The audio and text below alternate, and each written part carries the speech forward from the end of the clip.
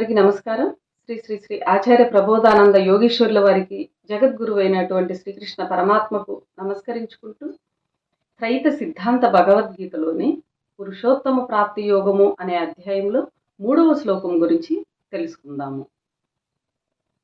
నరూపమస్యేహ తదోపలభ్యతే నాంతో నచాదిర్న చ సంవృతిష్ఠా అశ్వత్థమేనం సువిరూఢమూల మసంగ శస్త్రేణ దృఢేన చిత్వా.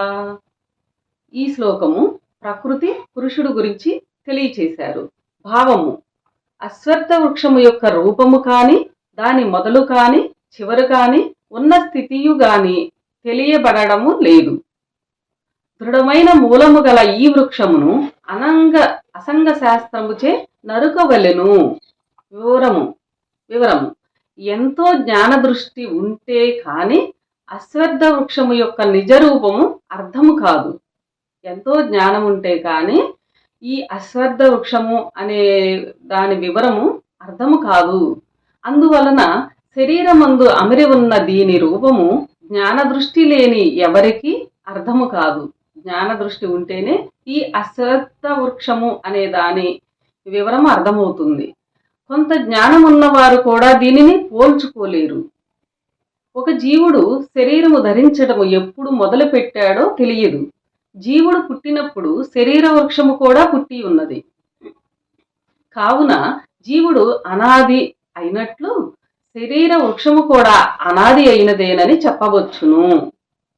శరీరాంతర్గతములో సూక్ష్మముగా ఇమిడి ఉన్న అశ్వత్థ వృక్షము శరీరము నశించినను తాను నశించినది కాదు.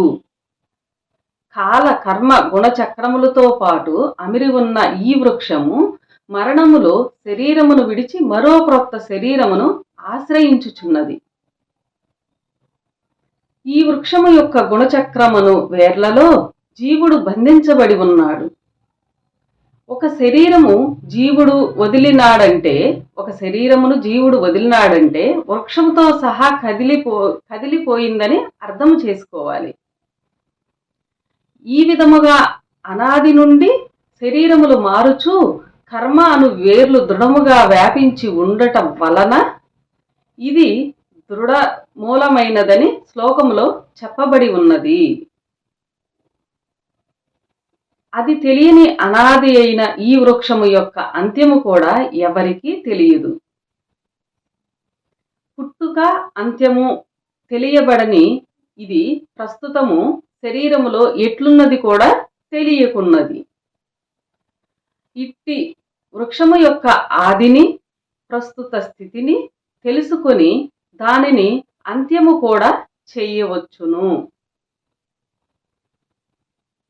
జ్ఞాన దృష్టి చేత అదెట్లున్నది తెలిసిన వాడు దానిని నాశనము చేసి అంటే జ్ఞాన దృష్టి చేత అదెట్లున్నది, ఈ అశ్వత్థ వృక్షము ఎలా ఉన్నది అని తెలిసిన వాడు దానిని నాశనము చేసి అంత్యము కూడా చూడగలడు.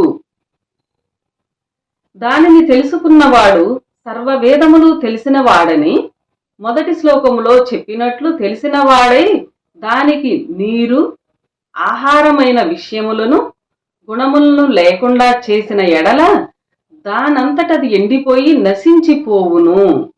ఇక్కడ ఏం చెప్తున్నారంటే, జ్ఞాన దృష్టి చేత అశ్వత్థ వృక్షము వివరము తెలిసిన వాడు దానిని నాశనము చేసి అంత్యము కూడా లేకుండా చేసుకోగలడు.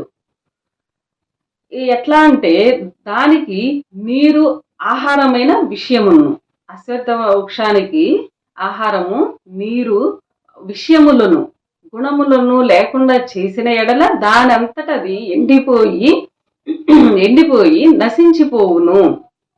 గుణములతో సంగమించిన వాడు సంగమించని వాడు చెట్టును నాశనము చేయగలడు. గుణములతో సంబంధము లేకుండా ఉన్నవాడు చెట్టును నాశనము చేసుకోగలడు అని ఈ శ్లోకంలో వివరం తెలియజేయబడినది. ఇంతటితో సమాప్తము. అందరికీ నమస్కారం.